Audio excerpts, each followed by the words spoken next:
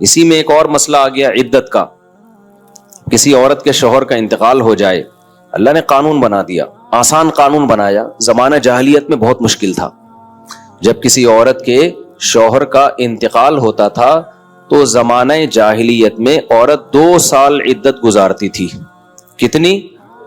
2 سال. اور اس 2 سال میں وہ میلی کچیلی رہتی تھی. یہاں تک بھی بعض روایات میں آتا ہے اس کی جگہ کو گندا رکھا جاتا تھا, مینگنیاں لا کے ڈال دی جاتی تھی گند میں رہے. اسلام نے اس حکم کو ختم کیا. یہ ظلم ہے عورت کے اوپر. اللہ نے حکم دیا 4 مہینے 10 دن بس, اور اس میں میلی کچیلی نہیں رہے گی, نہائے دھوئے, بس زینت اختیار نہیں کرے گی, زیور نہ پہنے, خوشبو کا استعمال نہ کرے, زینت اختیار نہ کرے, باقی نارمل رہے, گھر سے باہر نہ نکلے. وہ ایک صحابیہ نے نبی صلی اللہ علیہ وسلم سے اجازت چاہی کہ بھئی 4 مہینے 10 دن میں یوں کر لوں, میں فلانی جگہ چلے جاؤں. آپ نے فرمایا اللہ تعالیٰ نے تمہیں یہ آسانی دی ہے کہ وہ زمانہ جاہلیت کا حکم اللہ نے منسوخ کر دیا, اب اتنی آسانی دے دی, تو اب اس حکم کو فالو کرنا پڑے گا. اب آج کل خواتین کیا کرتی ہیں, شوہر کی ڈیتھ ہوئی, جو دیندار نہیں ہے ان کی تو بات ہی نہیں کر رہا نا, ان کی نظر میں تو عدت کی کوئی 2 ٹکے کی حیثیت ہی نہیں ہے, وہ تو اس کو دقیانوسی حکام سمجھتی ہیں. لیکن جو دیندار ہیں وہ بھی بھائی, وہ ڈیتھ ہوئی, شوہر کا چہرہ دیکھنے کے لیے جا رہی ہیں ہسپتال, پھر وہ فلانے کے کام سے جانا ہے تو آج فلانے کے کام سے جانا ہے, تو آج یوں کرنا ہے, آج یہ کرنا ہے, یہ فلانے پورشن میں چلی جاتی ہوں, ماموں کے گھر جا کے عدت گزار لیتی ہوں. بھائی اللہ تعالیٰ نے جو عدت کے حکام دیے ہیں, شوہر کی ڈیتھ ہوتے ہی عورت کی عدت بولو شروع. اور عدت میں 2 کام لازمی ہیں, گھر سے نہیں نکلنا ہے, زینت اختیار نہیں کرنی. اب اس میں لوگ ہمیں تنگ کرتے ہیں, یار وہ چہرہ دیکھنے جانا چاہتی ہے ہاسپٹل میں. بھائی شوہر کو گھر لے آؤ, اگر بیوی نے اپنے شوہر کو دیکھنا ہے میت کو گھر لے آؤ. عورت نہیں روڈ پہ آ سکتی, جنازے کی چارپائی کے پیچھے پیچھے جا رہی ہوتی ہے گھر سے باہر نکل کے. پھر اللہ کو غضب آئے گا, جب میں نے ایک آرڈر دے دیا ہے اس کو ہلکا کیوں لے رہے ہو. عیادت کے لیے نہیں جا سکتی وہ, سمجھ رہے کہ بھئی فلاں بیمار ہے تو چلو میں عیادت کے لیے چلی جاؤں, فلاں کی ڈیتھ ہو گئی چلو میں تعزیت کے لیے. حج ختم ہو جاتا ہے اس سے. حج کی کتنے مسئلے آتے ہیں, عورت نے حج کی درخواست دی ہوئی ہے, نام آ گیا, حج پہ جانے کی تیاری ہو گئی, شوہر کا انتقال ہو گیا. اب جس دن جانا ہے 4 مہینے تو ہو جائیں گے, 10 دن رہ جائیں گے. تو ہم کہتے ہیں بھائی 10 دن کیا, 1 گھنٹہ بھی رہ گیا ہونا 4 مہینے 10 دن ہونے میں, آپ کو 1 گھنٹہ پہلے بھی نکلنے کی اجازت نہیں. بے شک حج ضائع ہو جائے کوئی بات نہیں, حج کینسل ہو جائے, کیونکہ حج کی فرضیت پہ عدت مقدم ہے. حج اگلے سال بھی ہو سکتا ہے, عدت تھوڑی ہو سکتی ہے. تو ہاں یہ اللہ نے آسانی رکھ دی ہے کہ جس عورت کا کوئی کمانے والا نہ ہو, اللہ نے لچک, جہاں شدید ضرورت تھی وہاں اللہ نے خود بخود لچک رکھ دی کہ بھوکے تو نہیں مر سکتے نا, کمانے والا کوئی نہیں ہے تو کمانے کے لیے جا سکتی ہے, مجبوری ہے بھائی کمانا.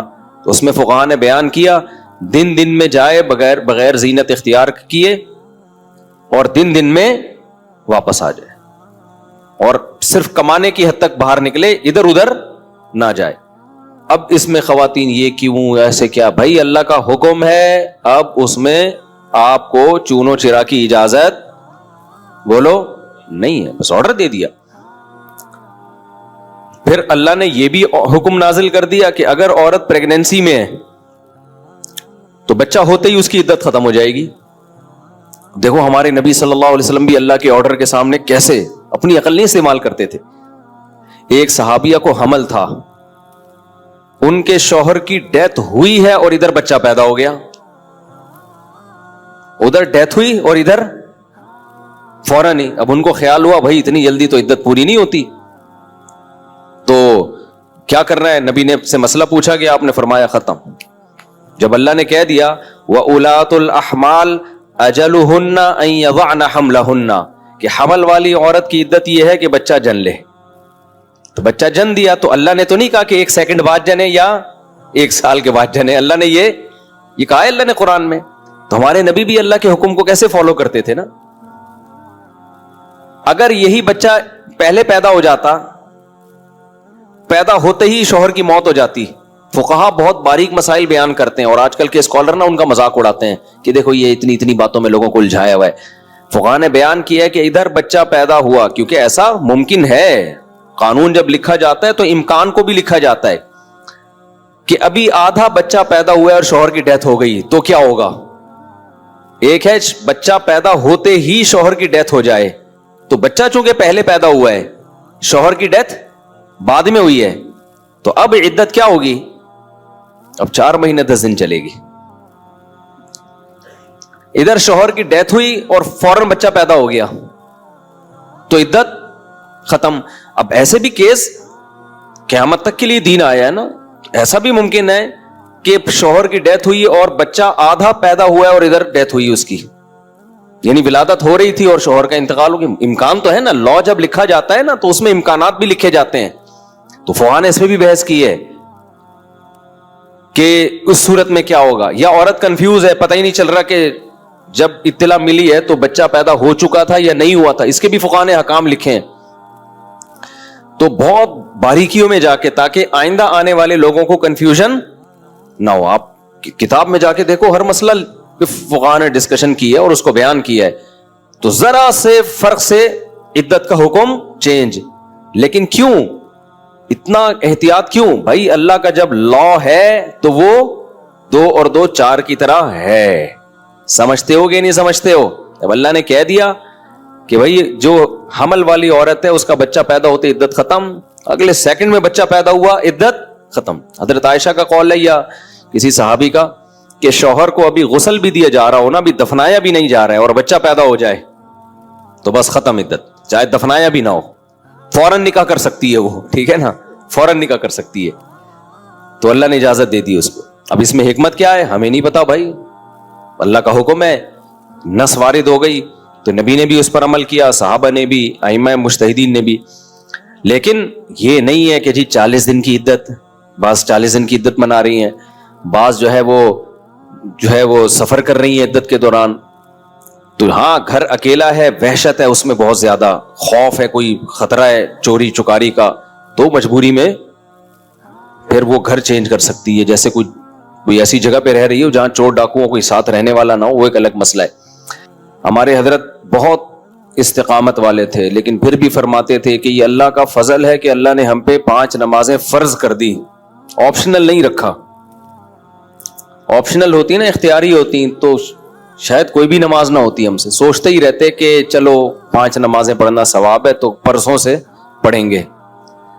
اللہ نے ایسی فرض کی ہے کہ زمین آسمان ادھر سے ادھر ہو جائے, سفر میں ہو, حضر میں ہو, بیماری میں ہو, خوشی میں ہو, غم میں ہو, یہ نہیں چھوڑنی, ٹھیک ہے نا. تو مجبور ہیں بھائی. اللہ نے کہا کہ میں کوئی عذر مانوں گا ہی نہیں, سفر ہو کچھ بھی ہو پڑھنی ہے. ہم پہ ڈال دی جاتی کہ ٹینشن میں ہو تو چھوڑ دو, خوشی میں ہو تو پڑھ لو. تو ہم تو یہی سوچتے رہتے ہیں بھائی ابھی تھکاوٹ ہے, آج رات دیر سے سویا ہوں تو فجر میں اٹھ گئے تو نیند پوری نہیں ہوگی, تو ایسا کریں گے 11 بجے پڑھ لیں گے, یہی سوچتے رہتے. اللہ میاں نے کہا کہ رات دیر سے سو, جلدی سو, یہ تمہاری ٹینشن نہیں ہے, یہ تمہاری ٹینشن ہے, یہ میرا مسئلہ نہیں ہے. میں نے کہہ دیا ہے فجر کا مطلب فجر ہے, ظہر کا مطلب ظہر ہے, عصر کا مطلب عصر ہے. ابھی ہم امریکہ گئے نا تو جہاز جاتے ہوئے سورج کی سمت میں جا رہا ہوتا ہے, تو ایک نماز بھی نہیں آئی راستے میں. ہم نے ظہر پڑھ تو لی, لیکن نہیں بھی پڑھتے تو امریکہ پہنچ کے بھی مل جاتی, کیونکہ سورج کے ساتھ ساتھ چل رہے ہیں. واپسی پہ مخالف آ رہے ہیں تو ٹھکا ٹھک نمازیں آ رہی ہیں. اب جب ٹھکا ٹھک نماز آ رہی ہے, ایک نماز کا ٹائم, فوراً دوسری نماز, فوراً تیسری نماز, فوراً چوتھی نماز, فوراً 5ویں نماز. اور اللہ نے فرض نماز میں کہا ہے کہ کھڑے ہو کے پڑھو, قبلے کی طرف پڑھو. یہ ممکن نہیں ہے تو پھر مجبوراً بیٹھ کے پڑھو, لیکن فرض نماز پھر بعد میں لوٹانی چاہیے, کیونکہ فرض نماز اصل میں قیام بھی فرض ہے اور قبلہ رو ہونا بھی فرض ہے. تو اب ہمارے ساتھ دوست تھے, انہوں نے کہا کیسے؟ میں نے کہا مجبوراً بھائی پڑھنی پڑے گی, اللہ کا حکم ہے, نماز آپ سفر میں نہیں چھوڑ سکتے. اللہ نے 4 کی 2 کی ہی اسی لیے کہ میں نے 4 کی 2 کر دی ہیں, چھوٹی کر دی ہے, اس لیے کہ چھوڑنا نہیں ہے, آدھی کر لو.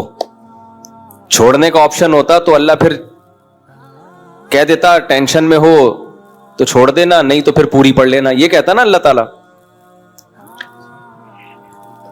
اب جب نماز کا ٹائم آیا, ہم نے کہا بھائی کہ نماز پڑھنی ہے, تو وہ نماز میں جہاز میں جگہ کہاں دیتے ہیں.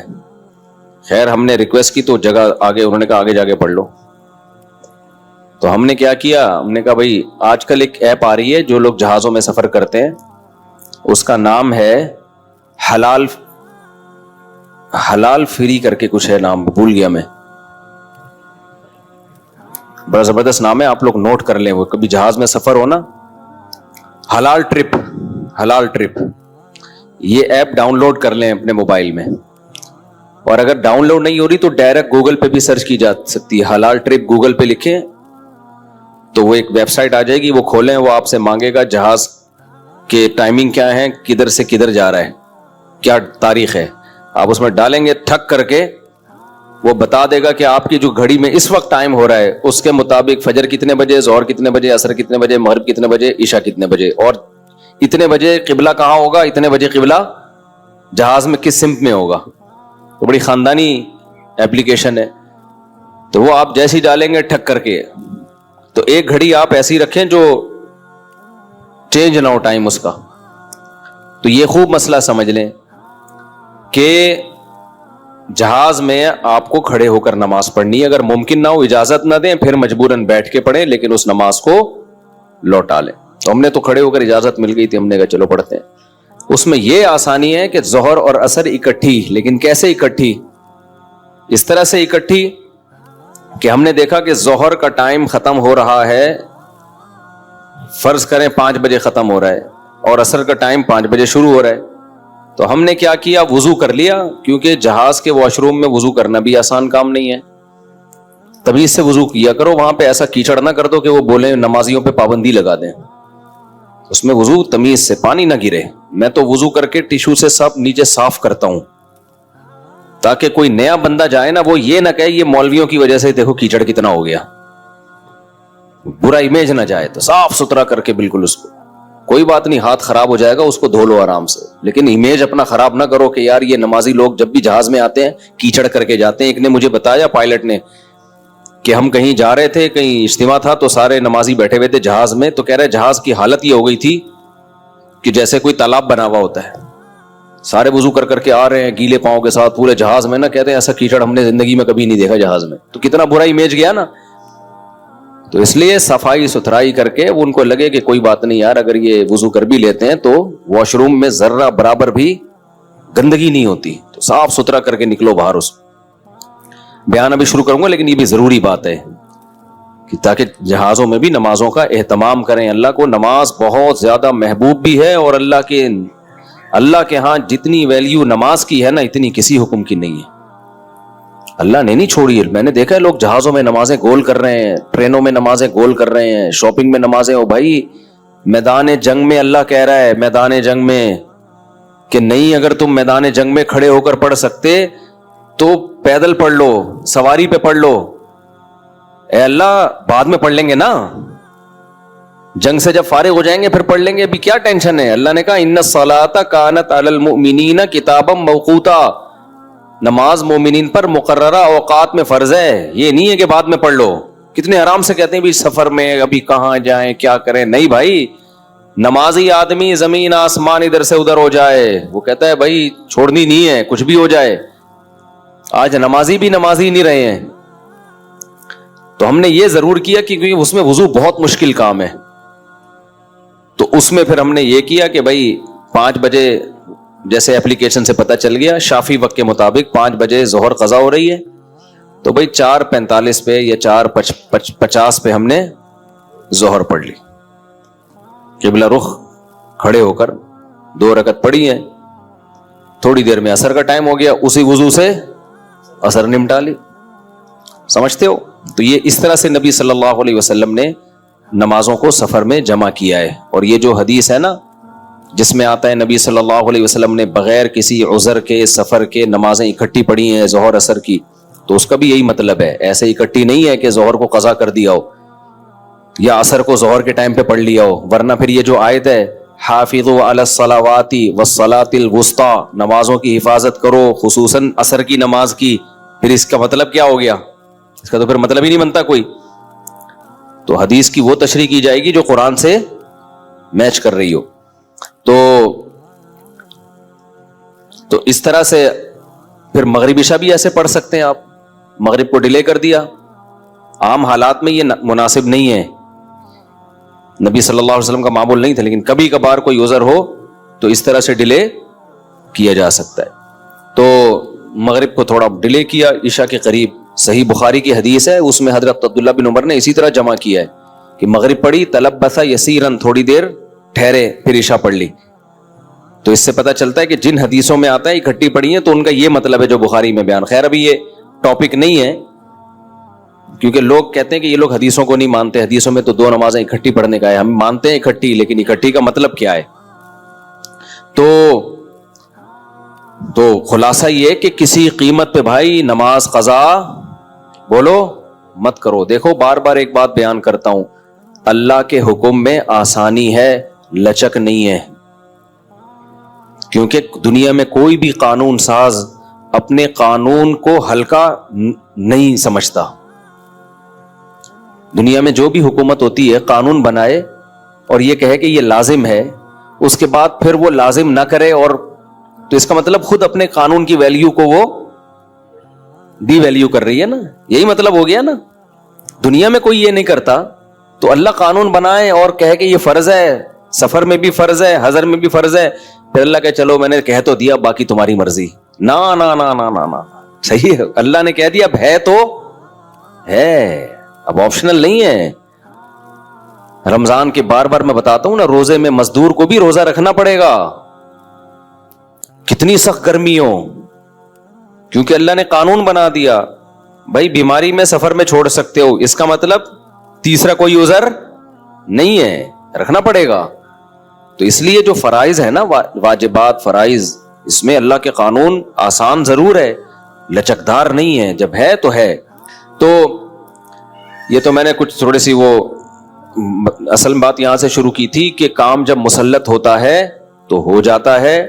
انسان اپنے اوپر اختیاری میں ڈال دینا تو بس وہ ترتیبیں ہی بناتا رہے گا، سوچتا ہی رہے گا، کام دھیلے کا نہیں ہوگا. تبھی ہمارے حضرت فرمایا کرتے تھے کہ اللہ سے دعا کیا کرو کہ اللہ جو دین کی خدمت ہے اس کو میری مجبوری بنا دے، میں چاہوں نہ چاہوں کام ہو، بس لے تو مجھ سے. تو یہ اللہ کا بڑا فضل ہے، مولوی نہ بھی چاہے تو دین کا کام اس کو کرنا پڑتا ہی ہے. یہ اللہ نے، اور حضرت فرماتے ہیں اللہ کی اتنی بڑی نعمت ہے جس کا جتنا عام آدمی کے لیے آپشنل ہے، ہمارے لیے تو بھائی مجبوری ہے. حضرت فرمایا کرتے تھے کسی کو مسجد کا امام بن جائے نا تو اس پہ اللہ کا شکر ادا کرے، اب تو نماز اپنی تو پڑھنی ہے، ورنہ لوگ کہاں پڑھ رہے ہوتے ہیں. جب امام بن گئے اب اپنے لیے نہیں تو پبلک کے لیے پڑھنی ہے، لیکن پڑھ تو رہا ہے نا، فرض تو ادا ہو رہا ہے. تو اس بہانے جماعت تو مل رہی ہے، اس سے تو بہتر ہے کہ سوتا رہتا ہے. ورنہ جو عام نمازی ہیں سو رہے ہیں، یار آج نہیں جاتے، امام کہتا ہے بھائی نہیں گئے، پبلک بولے گی کدھر گیا. صحیح ہے، یہ زیادہ اچھا ہے کہ چلو یار کسی بھی طرح سے ہو، کام تو مسلط ہو نا، ہو تو جائے. اس پہ لوگ کہتے ہیں تو اللہ کے لیے نہیں ہو رہا، پبلک کے لیے ہو رہا ہے. یہ ایک لمبا مسئلہ ہے کہ نیت میں اگر شائبہ ہو جائے نا، تو نیت میں اللہ کے علاوہ بھی کوئی شامل ہو جائے تو یہ ویسے ہی آپ کی جنرل نالج کے لیے بتاؤں کہ ایسا نہیں ہے کہ آپ کی نیت اللہ کے لیے تھی، اس میں اگر کچھ اور بھی نیت ہو جائے تو پورا عمل ضائع ہو جاتا ہے. ایسا نہیں ہوتا. اس میں شریعت دیکھتی ہے غلبہ کس چیز کا ہے، غلبہ کس چیز کا. غلبہ اگر اللہ کی رضا ہے، پبلک کا خوف بھی ہے اس میں، لیکن مقصد بڑا اللہ کی رضا ہی ہے، تو وہ عمل قبول ہوتا ہے، پورا رد نہیں ہو جاتا. کیونکہ سارا پبلک کے لیے تھوڑی کر رہا ہے، کچھ پبلک کا خوف ہے، لیکن خالی خوف ہی نہیں ہے، نماز بھی اس کو پتا ہے بھائی اللہ کا حکم ہے.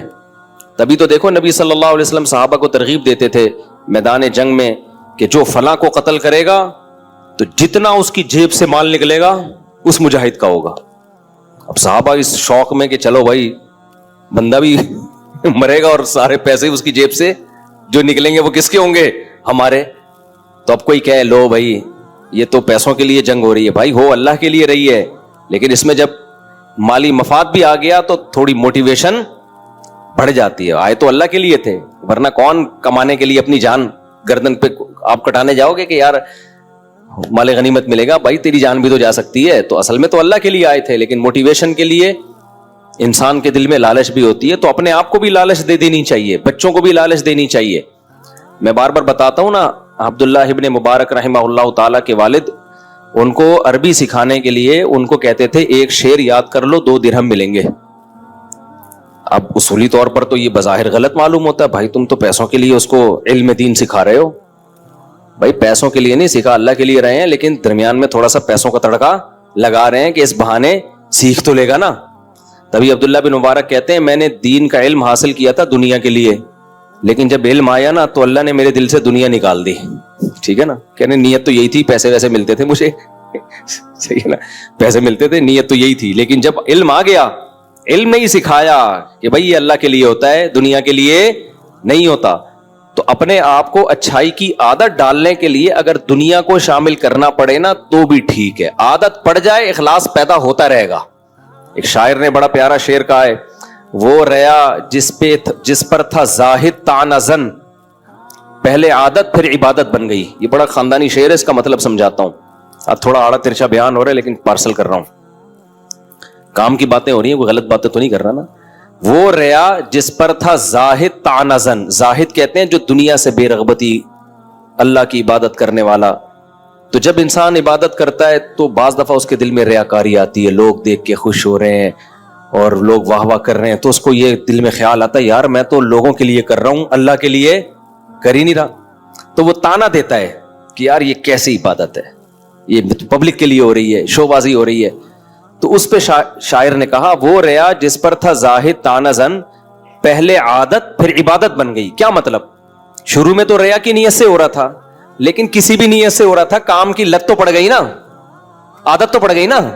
مثال کے طور پر آپ پبلک کو دکھانے کے لیے نماز پڑھ رہے ہو, فجر بھی ظہر بھی, لوگ بولیں گے بڑا بزرگ ہے یار. کئی دن تک پبلک کو دکھانے کے لیے بھی پڑھو گے, کام کی عادت تو پڑ جائے گی نا. وہ جو پوستی پنا تھا وہ تو ختم ہو جائے گا. کام کسی بھی نیت سے کیا جائے نا, یوز ٹو ہو جاتا ہے آدمی. سمجھتے ہو کہ نہیں سمجھتے؟ اور کیے بغیر یوز ٹو نہیں ہوتا. آپ جتنا مرضی اخلاص ہو, نماز کی فکر ہو, عادت تھوڑی پڑے گی اس سے نماز کی. آپ کے دل میں اللہ کا خوف کہ جو نماز نہیں پڑھتا جہنم میں جائے گا, تو کیا مطلب اس سے پڑھ لو گے نماز؟ عادت جب تک نہیں پڑے گی نہیں ہوگا. ایک نماز میں خوف پیدا ہوگا, اگلی میں تھوڑی ہوگا. اگلی میں ہو سکتا ہے کوئی غافل ہو جاؤ, بازار میں ہو, بازار کی محبت پیدا ہو جائے. بھائی کیفیات جو ہے نا انسان پر وہ چینج ہوتی رہتی ہیں, کنٹینیو ایک کیفیت کبھی بھی نہیں ہوتی. اب نماز کا آپ کے دل میں فجر کے وقت بڑا خوف تھا, جو نماز نہیں پڑھتا جہنم میں جائے گا. اس خوف کی وجہ سے آپ نے آگے فجر پڑھ لی. کیا آپ سمجھتے ہو ضروری ہے کہ یہ خوف ظہر میں بھی ہو؟ بولو نا. ہو سکتا ہے ظہر میں 4 شادیوں پر بیان سن کے آئے ہو, آپ شادیوں میں الجھا ہوا ہو, دلہنیں آ رہی ہوں آپ کو خواب میں, وہ خوف ہی نکل گیا آپ کا. تو اب کہاں سے موٹیویشن ملے گی؟ نہیں ملے گی. آپ چھوڑ دو گے ظہر, پھر کہیں مولوی صاحب کا بیان سن لیا, مولانا طارق جمیل صاحب کی تقریر سن لی, او بھائی ایک خوف پیدا ہوا, کانپ رہے ہیں, اثر پڑ لی. مغرب میں پھر کوئی فلم دیکھنے بیٹھ گئے, وہ سارا ختم. کسی ملحد کا بیان سن لیا, وسوسے پیدا ہو گئے. تو یہ جو موٹیویشن ہے نا, لالچ اور خوف, یہ کام تھوڑا سا کرنے میں تو مددگار ہوتی ہے, لیکن اس سے کام کی عادت, کیونکہ یہ کیفیات ہمیشہ رہتی نہیں ہے. رہے تو آدمی مر جائے. سمجھ میں نہیں آ رہی بات؟ اگر یہ کیفیات ہمیشہ رہے نا تو یا تو خوف سے مر جائے پھر آدمی. جہنم سے ہر وقت کوئی بھی نہیں کانپتا رہتا, کبھی کبھار ہی کیفیات آتی ہیں. تو اس لیے جو بھی اصلاح کرتے ہیں نا بزرگان دین, ان کی کوشش ہوتی ہے خانقاہوں میں کہ اس کو عادت ڈالی جائے اس کام کی. بھلے ریاکاری کے لیے کر یار, تو دنیا کے لیے کر, پیسے لے لیں ہم سے نماز پڑھنے کے, عادت ڈالو اس کو. جب عادت پڑے گی, پھر جب یوز ٹو ہوتا ہے نا, لت پڑتی ہے کسی کام کی, پھر بھائی جو مرضی کیفیت ہو, وہ کہے گا کیفیت گئی تیل لینے, بھاڑ میں جائے کیفیت, میں نے نماز پڑھنی ہے. اب ہم نے جو جہاز میں نماز پڑھی, یہ تھوڑی کہ مجھے کوئی ٹانگیں کانپ رہی تھی, خوف پیدا ہو رہا تھا, نماز چھوڑ گئی. بھائی یہ عادت پڑی ہوئی ہے یار, کیسے چھوڑے؟ دل ہر وقت ٹینشن رہے گی دماغ میں, نماز نماز. یہی ہوتا ہے نا نماز, جو نماز پڑھتا ہے ہر وقت ٹینشن, کو سکون ہی نہیں ملے گا کسی کام میں یار, نماز نہ نکل جائے. ایک بار بار دماغ میں اپنے سکون کے لیے بھی انسان کہتا ہے بھائی ایک دفعہ پڑھ کے آرام سے بیٹھ جاؤ. بالکل جیسے جس کو چائے کی لت پڑ جائے, نسوار کی لت پڑ جائے. شروع میں ہو سکتا ہے چائے شروع کی ہو دماغ کو فریش کرنے کے لیے, جب لت پڑ جاتی ہے بھائی دماغ فریش ہونا ہو مجھے کیا چاہیے, چائے, عادت پڑی ہوئی ہے. اتنا انسان کی اللہ نے باڈی میں یہ چیز رکھی ہے نا, لت پڑنا اور عادت پڑنا, یہ خوراکوں میں بھی ہے. آپ نے دیکھا ہوگا کچھ لوگ صبح اٹھ کے پانی نہ پیئیں تو حلق خشک رہتا ہے, حالانکہ صحت کے لیے نقصان دہ ہے یہ, لیکن کیوں پیتے ہیں؟ کسی کے ڈاکٹر کے کہنے پر نا صبح نہار منہ, کسی یعنی بیوقوفی کہوں گا میں اس کو, جو کام دنیا میں کوئی جانور نہیں کر رہا ہوتا, صبح سے اٹھ کے پاگلوں کی طرح پانی پی رہے ہوتے ہیں. ڈاکٹر نے کیسے گردے صاف ہوتے ہیں. ابے جب پانی کی ضرورت ہوتی ہے تو ڈاکٹر تھوڑی ہو, تو باڈی خود بتاتی ہے. جب ضرورت نہیں ہے تو بلا وجہ کیوں گھسڑ رہے ہو یار ایک چیز. لیکن غلط کام شروع کیا, اب باڈی اس غلط کی کیا ہو گئی, عادی. اب نہیں پیو گے تو پیاس, خشکی, یہ سب چیزیں شروع ہو جاتی ہیں. میں نے ایسے لوگ بھی دیکھے ہیں کہ ہمارے ایک ریلیٹیو تھے, بہت پرانا قصہ ہے, ان کو نہیں پتا چلے گا کس کی بات ہو رہی ہے. میں جب ان سے ملا تو مجھے پتہ ہی نہیں چلتا یہ لمبائی کتنی ہے, ان کی چوڑائی کتنی ہے, یہ بیٹھے ہوئے ہیں یا لیٹے ہوئے ہیں یا کھڑے ہوئے میں. گول تھے, بالکل گول. وہ کیا کرتے تھے, ان کو کولڈ ڈرنک کی عادت ایسی پڑی تھی, صبح نہار منہ پیپسی پوری 1.5 لیٹر کی 2 لیٹر کی پی جاتے تھے. وہ کہتے تھے میں نہیں پیوں میرا دماغ خراب ہونے لگتا ہے. حالانکہ یہ کوئی قدر نقصان دے نا. سارے ڈاکٹر ان کو کہہ رہے تھے مر جائے گا بھائی تو, لیکن کہہ رہے ہیں مجھے تسلی نہیں ہوتی, مجھے پینی پڑتی ہے. تو جب اتنی فضول چیز کو کرتے کرتے رہنے سے کرنے کی عادت پڑ گئی تو بھائی نماز پڑھتے پڑھتے رہنے سے پڑھنے کی عادت نہیں پڑے گی کیا؟ وہ تو بالکل فطرت کے اللہ کی عبادت تو انسان کی نیچر ہے, وہ تو فطرت کا تقاضا ہے. کولڈ ڈرنک فطرت کا تقاضا تھوڑی ہے, فطرت انکار کرتی ہے. صبح صبح اٹھ کے پانی پینے کا فطرت, اللہ یہ کہ کوئی شدید پیاس لگ رہی ہو, لیکن عادت پڑ جاتی ہے. میٹھے کی عادت پڑ جاتی ہے. ایسی میٹھوں کے لوگوں کو لت پڑتی ہے کہ جیب میں لڈو لے کے گھومتے ہیں. ایسے بھی لوگ ہم نے سنے ہیں, دیکھے ہیں, ہر تھوڑی دیر بعد ان کو میٹھا چاہیے. تو لت پڑتی ہے کسی بھی چیز کی. تو ایسے ہی خانقاہوں میں جو اہل اللہ ہیں وہ کیا کوشش کرتے ہیں, ہم نے جو بڑوں سے دیکھا بھی ہے سنا بھی ہے, بھائی اس کو لالچ دے کے کسی بھی طرح سے نا اس کو عادت ڈالو. کیوں؟ پہلے عادت ہوگی, پھر یہ عادت عبادت بن جائے گی, اخلاص آ جائے گا بعد میں. اخلاص پیدا کرنا مشکل کام نہیں ہے, عبادت کی عادت پیدا کرنا مشکل کام ہے. سمجھ میں نہیں آ رہی؟ دیکھو فکر بچوں کو پاس ہونے کی ہوتی ہے کہ نہیں ہوتی؟ امتحان میں کتنی ٹینشن میں ہوتے ہیں یار. جنہوں نے پورے سال کنٹینیو پڑھا ہوتا ہے بڑے آرام سے پاس ہو جاتے ہیں, پورے سال پڑھا نہیں ہوتا ٹینشن میں ہوتے ہیں. تو کیا مطلب, انہیں پڑھائی کی فکر نہیں تھی کیا؟ اگر فکر نہ ہوتی تو ٹینشن میں ہوتے اس وقت. فکر تھی, یوز ٹو نہیں ہے, عادت نہیں ہے ان کو. جن کو پڑھائی کی عادت ہوتی ہے وہ یوز ٹو ہو گئے ہیں بھائی, بچپن سے عادت پڑی ہوئی کتابیں لے کے بیٹھنے کی, وہ پڑھتے رہتے ہیں. جن کو عادت نہیں پڑی ہوئی کانپتے رہتے ہیں, سوچتے رہتے ہیں اور فیل ہو جاتے ہیں. سمجھتے ہو بھائی؟ بہت اہم بات کر رہا ہوں, اس کو ہلکا مت سمجھو. اسی وجہ سے بچوں کو بھی عادت ڈالی جاتی ہے لالچ دے کے, پیسے دے کے. تبھی آپ دیکھو جن کو بھی, جو بزرگان دین جب کسی سے گناہ چھڑواتے ہیں تو اس گناہ کے طبی نقصانات بہت فوکس کرتے ہیں کہ اس گناہ سے یہ نقصان ہے تمہاری صحت کو, اس گناہ سے یہ نقصان ہے, اس گناہ سے یہ. اب سوال پیدا ہوتا ہے بھائی گناہ چھوڑنا ہے اللہ کے لیے, صحت بچانے کے لیے تھوڑی چھوڑنا ہے. گناہ کس کے لیے چھوڑنا ہے ہم نے؟ اللہ کے لیے. اور آپ اس کو مشورے دے رہے ہو تمہاری صحت کو یہ نقصان, تمہارے پھیپھڑے تباہ, تمہارے گردے تباہ, تمہارے یہ نقصان, ڈپریشن میں جاؤ گے. وجہ کیا ہے؟ او بھائی تو پھیپھڑوں کی نیت سے چھوڑ دے یار, تو گردے بچانے کے لیے شراب چھوڑ دے, ٹھیک ہے نا, چھوڑ تو صحیح, عذاب سے جان تو چھوٹے. کیونکہ پینے کے سائیڈ ایفیکٹ, آخرت کے نقصانات بہت زیادہ ہے. تو بھلے تو دنیا کے لیے چھوڑ, کم از کم اس گناہ سے تو بچ جائے گا نا, شراب کے جرم سے تو بچ جائے گا. سمجھ میں نہیں آ رہی میرا خیال ہے بات؟ تبھی علماء اہل اللہ ہمیشہ جب بھی گناہ کی بات کرتے ہیں تو گناہ کے دنیاوی نقصانات بہت زیادہ بتاتے ہیں, اس کے یہ تاکہ لوگوں کو ہو کہ یار اللہ کے لیے نہیں تو کم از کم اس عذاب سے بچنے کے لیے چھوڑ دو. سمجھتے ہو کہ نہیں سمجھتے؟ تو اپنے آپ کو بھی اچھائی کی عادت ڈالنے کے لیے نا موٹیویٹ کرنا چاہیے. چاہے دنیا کی لالچ دے کے کرو, روزے رکھنا شروع کرو بھلے صحت کی خاطر کہ صحت اچھی ہو جائے گی, لیکن جب عادت ہو جائے گی تو وہ ریا جس پر تھا زاہد تانزن, پہلے عادت پھر عبادت بن گئی, وہ عبادت بن جائے گی, اخلاص پیدا ہو جائے گا. تو کوشش تو کرو اللہ کے لیے ہو, لیکن نہیں ہو رہا تو چاہے جس کے لیے بھی ہو رہا ہے بھائی, ایک دفعہ عادت پڑنے دو. عادت پڑتی ہے تو یہ سب سے بڑی نعمت ہے, کسی نیکی کی عادت پڑ جائے. کیونکہ مخلص لوگ مارکیٹ میں بہت ہیں, کنٹینیو کسی نیکی کو کرنے والے مارکیٹ سے شارٹ. 27ویں رات کو دیکھو نا, کیا کلابازیاں کھا کے رو رہے ہوتے ہیں, یا اللہ معاف کر دے, یا اللہ. آدمی لگ رہا ہے اس سے بڑا نیک دنیا میں ہے کوئی پیدا ہی نہیں ہوا. وہ 2 دن چلتا ہے ان کا وہ تقویٰ, اس کے بعد فلم دیکھنے جا رہے ہوتے ہیں. اور کچھ لوگ ہوتے ہیں جو نقلابازیاں کھا رہے ہیں, رو بھی نہیں رہے ہوتے, وہ پھر بھی نہیں دیکھتے فلم. صحیح ہے نا, کیونکہ ان کو برائی سے بچنے کی عادت ہے, ان کو یہ لت ہی نہیں پڑی ڈراموں فلموں کی, تو آرام سے گھوم رہے ہوتے ہیں. میں نے ایسے بہت لوگ دیکھے ہیں, ایسے اہل اللہ بھی دیکھے ہیں میں نے, کہ وہ زیادہ روتے دھوتے نہیں ہیں لیکن برائیوں سے بچے ہوئے ہیں. کیوں؟ جس ماحول میں پیدا ہوئے اس میں برائیوں کا ماحول نہیں تھا, بچپن سے ماں باپ نے تربیت کی, برائی کرنے نہیں دی. وہ کہتے ہیں بھائی ہم سے نہیں ہوتی یار, ہوتی نہیں ہے, جاؤ. ہمارے حضرت فرمایا کرتے تھے یہ جو بدنظری ہے نا, یہ انسان کی فطرت کے خلاف ہے. جب انسان صحیح ماحول میں بڑا ہوتا ہے نا, تو اس کو غیر محرم عورت کو دیکھنا اس کے ضمیر پسند نہیں کرتا, اس کو اپنے اندر سے بو آتی ہے, اسمیل آتی ہے. فرمایا کہ لوگ کیا کرتے ہیں, اللہ نے اسپرنگ لگائے ہوئے ہیں کچھ, کہ جب نظر پڑتی ہے خود جھک جاتی ہے, تو لوگ آنکھیں پھاڑ پھاڑ کے دیکھ کے نا وہ اسپرنگ ڈھیلے کر دیتے ہیں, پھر دیکھنے کی لت پڑ جاتی ہے.